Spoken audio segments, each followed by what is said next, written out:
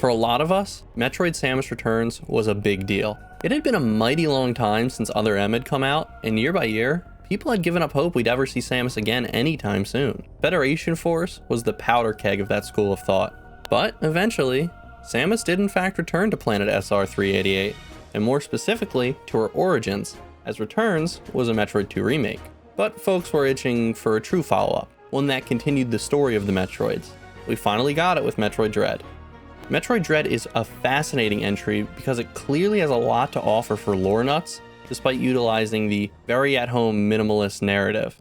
Very early on, you're just kind of going from place to place, getting upgrades as Samus does.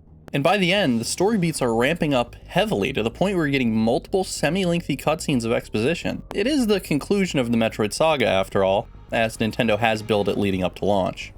The promise of more Chozo lore was what really lured me in, and although I can't comment on the specifics at the moment, Dread is ready to deliver.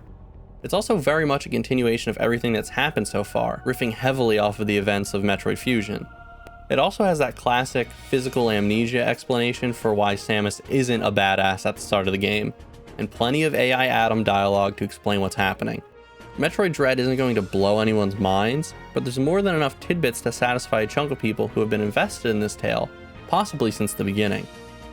Samus continues to showcase plenty of anime-esque badassery in cutscenes, reminding us why she shows up in games like Smash Bros. And why she's considered such a feared bounty hunter. The team does a great job of augmenting these with the first-person visor vision sequence too, a few of which provide literal dread and suspense.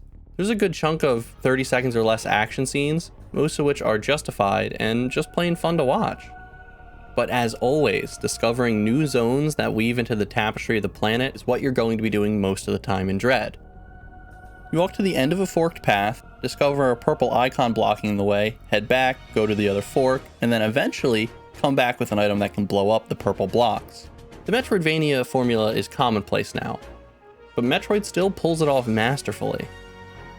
Extra items tucked away in nooks are intertwined with natural problem solving, where you can look at a spot and logically figure out how to get there, especially if you can recall some of Samus's past gadgets from memory.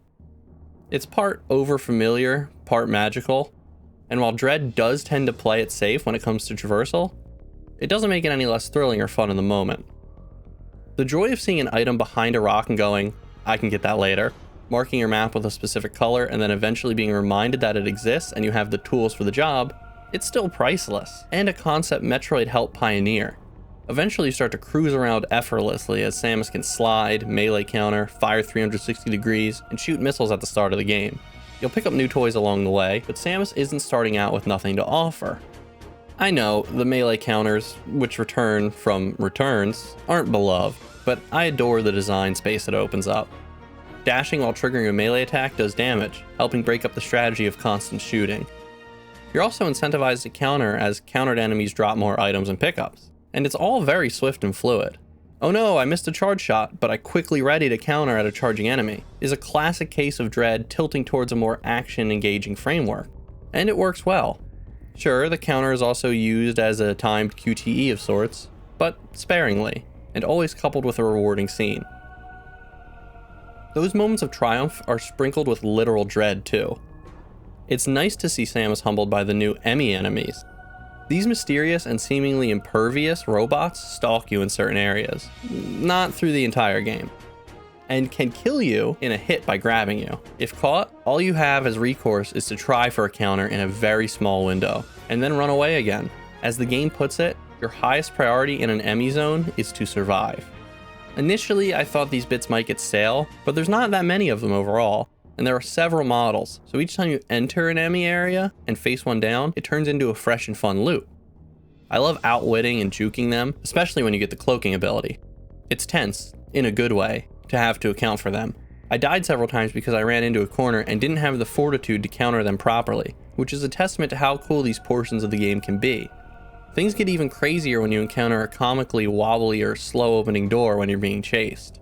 There are some creepy and unsettling alien designs to boot, alongside a few formidable bosses, which sport incredibly retro patterns that can be fun to pick up on and counter. The dull side of this is that the game has a tendency to repeat mini-boss fights very often.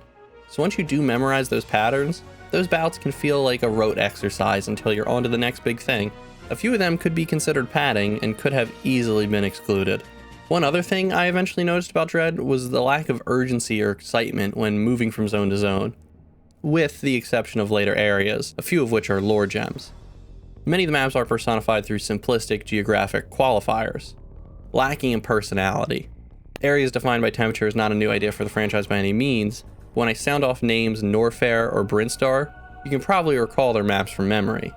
And I'm not even going to bring in Wreck Ship, one of the most unique zones in any Metroidvania to date. That's not necessarily the case with Dread. The disjointed map doesn't help add any sense of cohesion to the affair, as each zone is broken up individually and separated through a series of elevators, transportation vehicles, and warps. When you want to see another zone, you need to bring up the map, zoom out, then zoom back in after selecting it. Then repeat the process. While this style of map can be seen as convenient in a Metroidvania, the warps especially are mostly a means to an end, provided after a boss fight to lead you to the next obvious corridor on the critical path. It's not a sin that Metroid Dread commits egregiously, but I got a sense on a few occasions that the team wasn't sure how to shuffle the player from point A to B. So they went with the easy solution.